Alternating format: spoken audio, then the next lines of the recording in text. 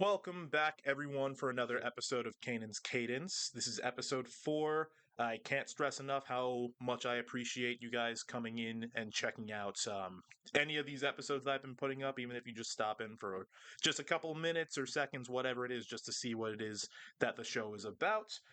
It really does mean a whole lot to me. Just the idea that I put stuff out there and people would stop in and listen, even if I kind of just spur of the moment came up with this idea of doing this not even all that long ago at this point. The idea itself is maybe just a little over a month old at this point. And the fact that I've had people tuning in, listening to each episode, and coming to me when they see me or sending me texts and whatever, just being like, man, that episode, that was great, or whatever, and like giving me all these ideas. It's really been an interesting experience so far. It's been fun. And I really, really do appreciate everyone who's chimed in at any point just to listen to a little bit of what I have to say. Which, on that note, I keep forgetting that I'm putting these things out there publicly. I've had a handful of people that I didn't directly mention the podcast to come to me and say, "Oh man, that show that you're doing, like that's really cool. I listened to that episode. When are you putting up the next episode?"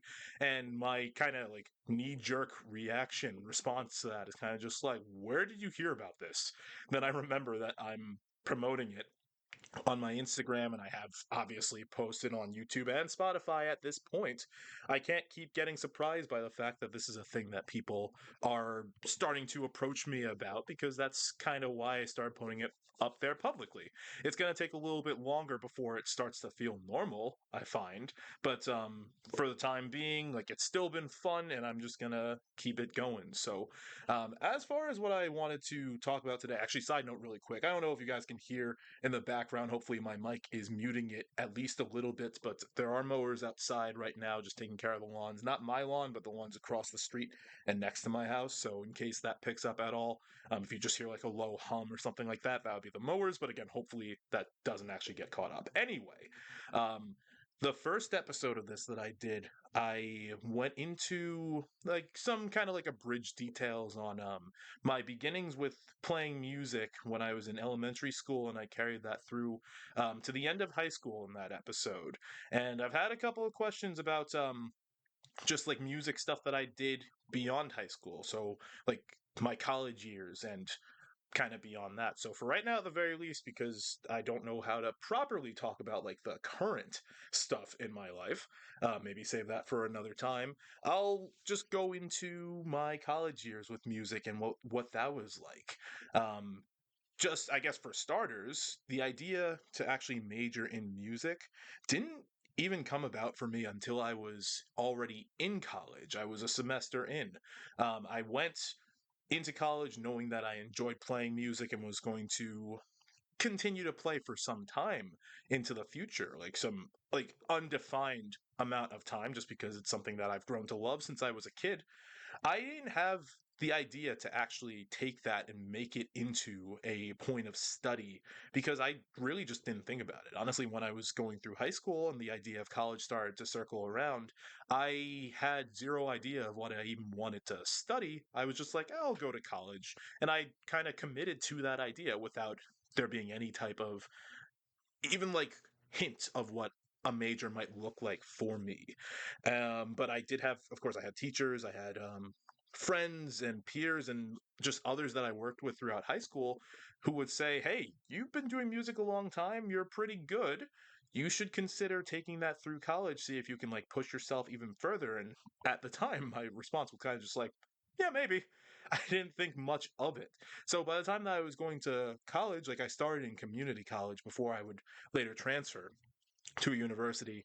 My first semester, I was completely undeclared. That's not an uncommon thing, but I was undeclared not because I was in between, like, okay, what could I do? I literally just didn't know what to do. So I was like, all right, well, let's just do this. I'll take a basic music class. I'll play in the symphonic band, the jazz band. That's fun, right? And I was doing that. And as I'm going through, one of the it was the band director at that time when I was this is wow, this is pushing 10 years ago at this point, but the band director who was there for my first semester before he retired, as I was coming in to play, I think that one of the professors was like, "Hey, you should audition for the applied music program." And I was like, I don't know what applied music is. I don't know what that means. Again, I didn't think anything of this when I was going into college. So I was like, all right, well, I have a lot of music just in my brain. I have stuff that I've been playing for years. I can play it off of memory, whatever it is. Like, and then maybe that'll be good enough for this applied music program, whatever that is. So I remember it was early into the semester, like the first time that I met this particular band director, another saxophonist at that. So like I didn't fully understand like the stakes of who I was playing in front of and what it was for. I go and I talk to the guy and he's like, "All right, cool. So you're here for the audition. What are you going to be playing for me today?" And I was just like, "Well, I have a lot of stuff in my memory. What do you want me to play?" And he kind of just gives me this look, like bug-eyed and just like a blank expression. He's just like, "What do you mean you don't have music to play? Like you're here for an audition, so what are you doing? Like you expect to just play a song from like off the top of your head?" And I'm like, "Well, that's what I usually do. So what do you want me to do?" And oh god, like just thinking back to that, like it's really embarrassing because I just walk in there and I'm just like, "Yeah, I'm here to audition, but I got nothing to play." So he, needless to say, turns me away. He's the director of the symphonic band and the jazz band, like I said before, and so I'm still going to have him as a professor for my classes. But if I was in the applied program, since he's a saxophonist, he would have been my teacher. So this was not a good first impression from what I remember. And I had no idea what I was even getting myself into. So as I'm going through this semester, I'm thinking more on that. I'm just like, okay, well, applied music, what does that actually mean? And then eventually, I don't know where I got the info from, but like it was like, hey, if you're going into applied music at the community college, that's basically the same thing as declaring a music major at a university. Not even basically, it is the same thing as declaring music as a major. So I was like, oh, I gotta think more seriously about this, huh? So but how do I do that? Like, where do I go from here? I remembered going and playing in the guys' bands, and I felt so nervous because I'm like, well, I got to talk to this guy, but I made such a bad first impression. What do I do from here? And honestly, just to like skip ahead a little bit towards the end of the semester to not stick too much to this one particular point, but just over the course of the semester, because I ended up just showing to him that I was a good player. I remember, and I really am grateful for this. He ended up just like waiving the audition process for me by the end of the semester because that's how it was. He was just like, okay, well, you're going to have to re audition next semester when you actually have something to play. But after hearing me play throughout the whole semester, he was just like, listen, we got off to a rough start, but I'm just going to put you into applied music next semester because you have talent. You just have to apply said talent, hence applied music. And I was like, oh, okay, well that makes a lot more sense. And again, I was really, really grateful for that. So then from that point, at the end of my first semester, wow, first semester, I can speak. Um, I was then put into the applied music program going forward. So I was a semester behind at this point, but I was just like, okay, well, at the very least, I have a major. At this time, it was literally just music as the major, but I was like, okay, well, even still, I have a major, so I can do something with that. So then by my second semester, still playing in the bands that I was playing in before, but now I'm actually taking like music theory, taking oral skills, taking piano, and at this point I'm just like, wow, I'm actually like this is the stuff that I was supposed to be doing last semester, huh? And as I'm going through these courses, I start to have like more and more fun doing it. And I was like, okay, well, it seems like at this point, it seems music as a actual point of study for college, that's the way for me to go, and I'm gonna get a lot out of this. I can feel it at this point. At that point, I started taking private lessons. I'd never taken private lessons before that at any points growing up. It wasn't until my second semester of college that I actually started working with a saxophone professor at that point, and so I was actually able to start developing properly from there onward. And again, really, really grateful. My professor's name, his name was it's Jeff Landman. Shout out to that guy. He's a fantastic person, fantastic player, and a huge motivator and influence on me when I was going through college. A lot of what I got nowadays is attributed back to him, and then a couple others that I'll get to. So once I was in my second semester, now if we're shifting away from the classes and back to the bands that I'm playing in, I was blown away when I was in my second semester. So the band director, the one that I had that that very poor initial audition experience with. Love the guy. He turned out to be like really really awesome. Peter Randazzo was the guy's name. Um, he retired by the time that I was done with my first semester, and the guy who came to take his position was a guy that I'd actually worked with a ton through high school. His name is Charles Sarling, and I that guy is another huge influence for me from when I was like later into high school throughout college. Again, like a lot of pointers, a lot of praise, a lot of supports from this guy, and like just being like he's a phenomenal trumpet player, phenomenal jazz director in general. So when I heard that he was going to be the new director, I was like on cloud nine. I was just like, this is the guy that I got to work with for the remainder of my time at community college. This guy that I've had a rapport with for years. All in. I am all in. And I loved it. Every moment working with him. Again, like just fantastic guy. And like he furthered my desire to keep going with music. On that note, though, and this is a story for anyone who was there at the time.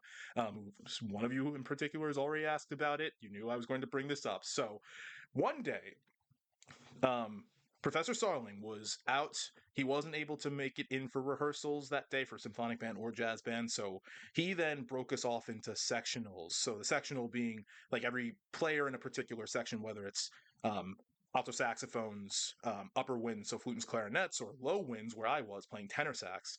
Low winds being tenor sax, bari sax, bassoon, bass clarinet. If we had any of those, we were all going to be in a sectional, and he appointed one of us in each section as like section leader so that we could be the ones to take point with these rehearsals. So the idea was that we would all go into like just a separate practice room, lesson room, whatever it was, and just rehearse parts of the music while he was away. Common, whatever. So my lesson group, my goodness, bless you all, but even to this day, this story still ends up coming up. So we ended up being put off into one of the piano rooms. I think there was only one piano classroom actually. So we're in the piano room, and it's me again. Like we've got a couple of um, other low wind players there, all of which were people that I'd become friends with at this point. This, I believe, was my third semester, and each of these keyboards in this particular room, they had a setting on them. I don't remember what brand it was for the keyboard, but they had a setting on them called Concert Magic. And now, what Concert Magic was you would press the button. And I see this on other keyboards nowadays too. Like, it's not a rare thing, but you would press it, and then if you just pressed and held down any of the keys on the keyboard, it would just start playing Um, an entire song at that. And every single keyboard had the feature available. So here I am at the front of this sectional trying to wrangle us all together so that we, within an hour and a half's time, can actually get our music rehearsed. And yet I have all these goobers in front of me who are just like, all right, yeah, I'm gonna listen. And then the moment that I start to talk, they would press down a key and just start playing a Beethoven symphony or whatever it is, or Für Elise, something by Bach, some sort of thing that was going to take away from what I'm trying to say. So it got to a point where every time this would happen, I'd turn to that person, I would point at them, and I would say, "No concert magic." And then I would keep talking, and then the next person would do it. No concert magic, and so on, and so on, and so on for the remainder of this sectional. And again, still burned into my memory again. Those of you who are there, you know who you are. Love you. But my God, I want to. Okay, yeah. Anyway, so that was something that happened.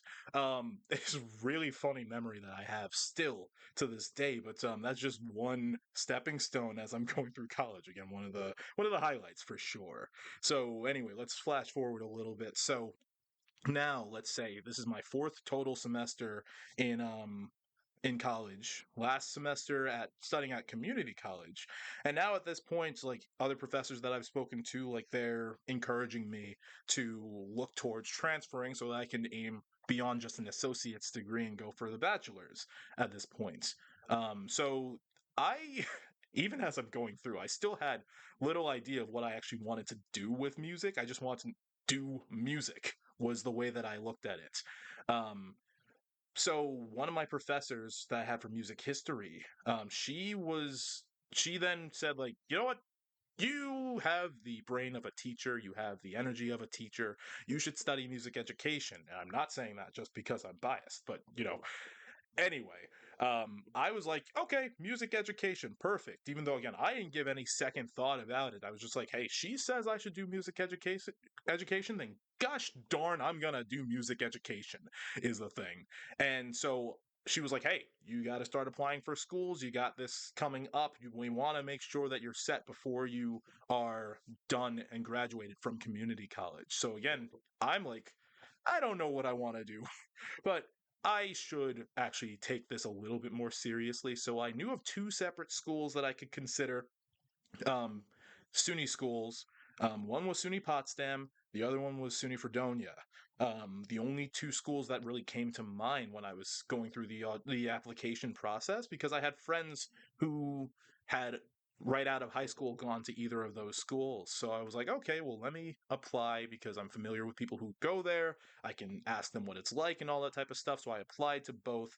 And then for the music program, you also have to audition. So meet with a professor like I did when I went to community college for the first time. But this time I was prepared. I actually had music that I could work with this time. So I set up the auditions, applied to both schools. I got accepted into just like the just basic colleges of each of the schools. And I was like, okay, well, perfect, but I don't want to go if I can't get into the music program. Fredonia, my audition was it was first, middle of January that year. This was 2018. I did the audition. They actually came to the community college, a rep from the school, so I didn't have to go anywhere. A few weeks later was my audition for Potsdam, and I didn't have a rep come to the school, so this time I had to make the drive up there. My God, Potsdam was far. It was far. It was cold. Um, it was a fun time though, getting to see the school for the first time and meeting this professor. That audition went so well that I was immediately like, okay, well, if he chooses to accept me into his program, this is going to be the one that I go to. I don't have to look into any other schools. I don't want to look into any other schools because I was lazy. And sure enough, within 2 weeks after that audition, I get the acceptance letter, which was that for me, I was just like, wow, what an achievement. Because again, for me, just like a few months prior, I wasn't even thinking about like applying or auditioning for any type of school. So once I got that acceptance to Potsdam or Crane School of Music specifically, I was like, this is what I got to do. This is what I got to do, and I'm going to do. So I immediately committed, and I was feeling great. So this was also around the time that I met one of my current best friends at that too. Again, you know who you are if you're listening. We were both in the jazz ensemble, both in the symphonic band at this point. We both happened to be transferring to Crane at this like around this time. So we were introduced by a mutual friend, and because we were going to the same school soon enough, we were like, hey, we should get to know each other so that we can have someone that we know by the time that we go to the school, or at least another person that we can know. So that's where that long-standing friendship started and again has continued, and that did for sure help me as we eventually did get into Crane. Like I now again flash forward fall 2018, away at school for the first time away from home at that, and I knew no one aside from maybe just the one or two people that I had known from high school who were at the school, but they were already wrapped up in their own groups and stuff like that. So I was like, okay, well, I got to meet people too. And didn't take long because now away at university, I'm in the school's saxophone studio. And my goodness, talk about like a family right there. Just like immediate like family vibes that I got, the good and the bad. Like it was to the point where if we spent too much time around each other, then we would want to, we would, we would probably want to off each other at some points. But beyond that, it was just like everyone had each other's backs for the most part, and like everyone was at each other's recitals, whether it was required or not. Like we wanted to be at each other's recitals. We wanted to support each other as we were learning our music and share our insights on certain pieces and stuff like that. I felt initially when I was going to the school, to be perfectly honest, going into that studio more specifically, I felt like an outcast because I came in with only about 1 year's worth of private lessons under my belt. Only, yeah, that same stretch of time of like playing in a semi-professional manner, I want to say. And everyone who was in the studio was required to play an alto saxophone. I didn't have an alto saxophone at this point. Again, I had dropped that sax in sixth grade in favor of tenor, but I needed to audition and play on alto sax. I didn't have one, so an exception was made, and I was able to do my audition on tenor sax, got in miraculously, and then had to get an alto saxophone. But now I need to relearn how to play it because it felt so different from the tenor.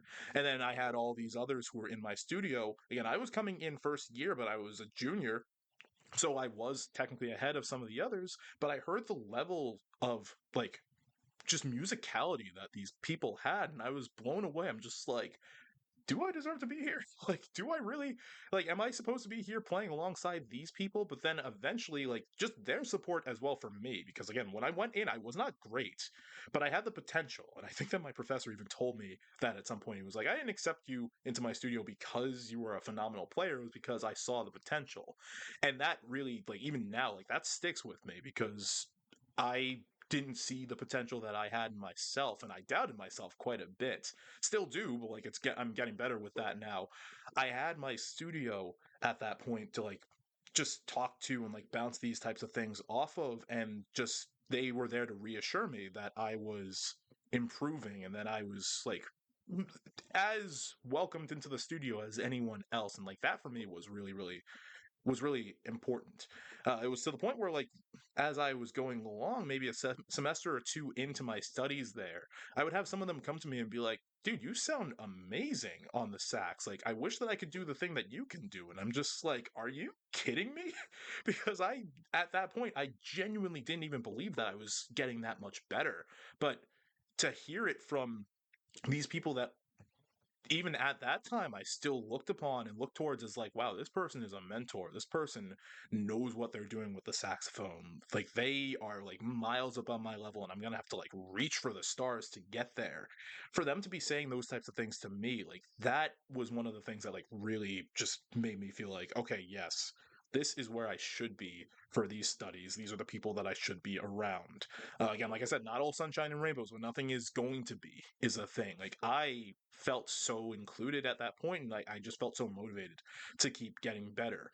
My method when it came to choosing music to play away at school was, hey, this technique, I'm either not great at it or don't know how to do it at all.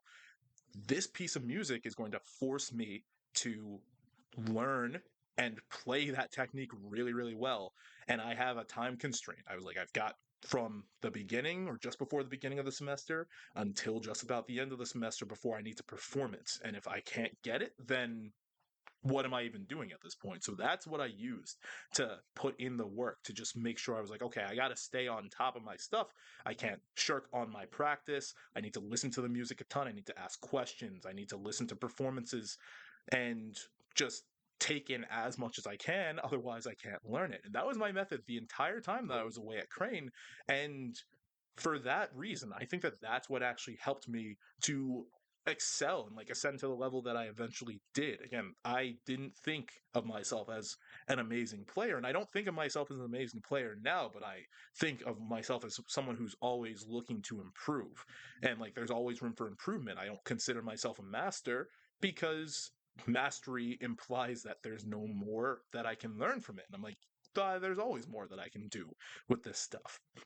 And there are any other number of things at Crane when I was there that really did help, whether it was the recitals of my friends that I went to, or if I went to like the concerts, like whether it was the Crane Symphony Orchestra, the Wind Ensemble, the student composers recitals that they would do. My goodness, some of these peers of mine were some of like the most talented minds when it came to the music that they would write, and especially as like someone who has zero idea of how to go about writing like any music of my own, really just listening to these people who were in my age group, and just writing music that I attributed to being like on par with like some of the greats in terms of classical music. I'm like, wow, how do you guys do this? And then to hear like some of them, like whether it was like chamber concerts, like, oh my gosh, my studio again, like we had like the sax quartets and all that type of stuff like that were formed amongst people in the studio, and like watching them perform, seeing and hearing what they would do. If there's anything that I remember, one of the saxophonists in my first semester there, he was a senior at the time. He won that year's concerto competition and ended up performing an alto sax concerto alongside, I think it was alongside the symphony orchestra, either that or the wind ensemble, and that was amazing. And then the other thing that I remember is that one of these quartets, people who were my actual age, my grade at that, um, or my year, I should say, rather, they won the chamber competition that was held like I want to say my second year of my studies there, and that was amazing. I'm just like these guys are some of the most talented people that I've ever met, and then I was honored. Um, the unfortunately, like my time at the school was cut short because of the pandemic. Like I was supposed to graduate fall of 2020, and I did technically graduate fall of 2020, but that was like after things had already shut down. So like my last couple of semesters were non-conventional, unfortunately. But before any of that, like I felt honored to have these friends of mine ask me to play with them as part of a quartet on their senior recitals before they graduated and all that type of stuff. I'm just like, you guys are so beyond talented, and the fact that you want me, that again, like that just makes me feel like really, really good and like honored, like I said.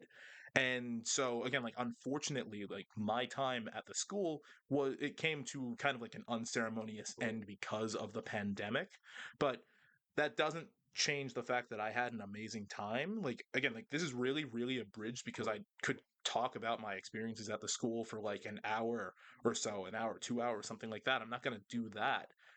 Not yet anyway, but like save that for another time. This I'm trying to just keep this as brief as possible. But the last thing that I had to do at the school, I should have said this actually a few minutes ago. Like I went into the school, Crane, studying music education, like I said before. Only a semester in, I had changed to a double major in music performance and music business. So I had to give an hour-long recital before I graduated for the performance degree. And I remember only just a couple years, not even a couple years, like maybe 1 year before giving this recital, not even 6 months, 5 months, 4 months before giving this recital, I would question all the time. I'm just like, am I really able to do this? Am I able to go where I'm the center, like the star of the show for a full hour, perform that much music? Um, I didn't think that I could do it, but like I did.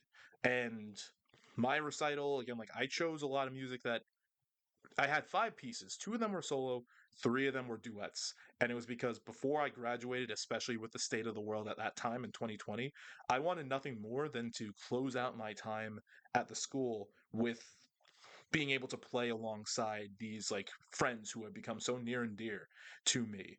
And that ended up just making it all worth it, is the thing. Like regardless of the fact that that semester was shut down, largely I barely saw anyone, I still wanted to have my friends by my side by the time that I finished up, and then I did.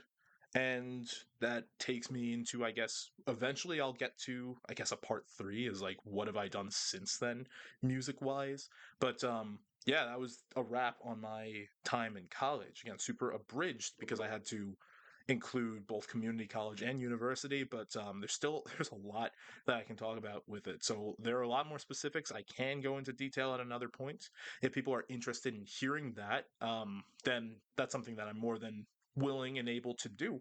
But until then, I'm gonna just keep it try to keep this around 30 minutes. I've been aiming for like the 20 to 30 minute mark for these podcasts and not keep them overly long and rambly.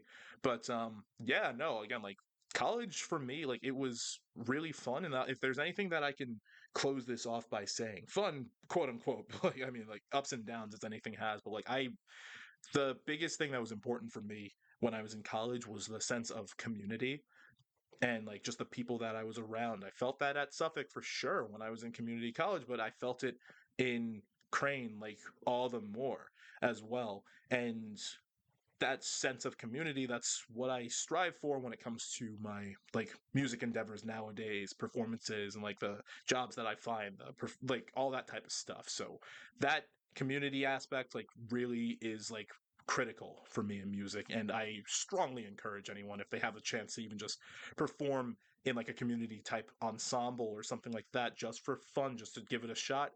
do it because that community, like, there's nothing like it in my opinion. So anyway, I'm gonna call it here. Thanks so much for taking a listen again, guys. I really hope that you enjoy what you're hearing. I really appreciate you stopping in just to listen to me talk for a while, and I'll catch you in the next one. All right, take care.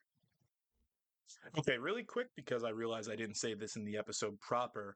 I didn't actually name my saxophone professor when I was at Crane. His name is Casey Grev.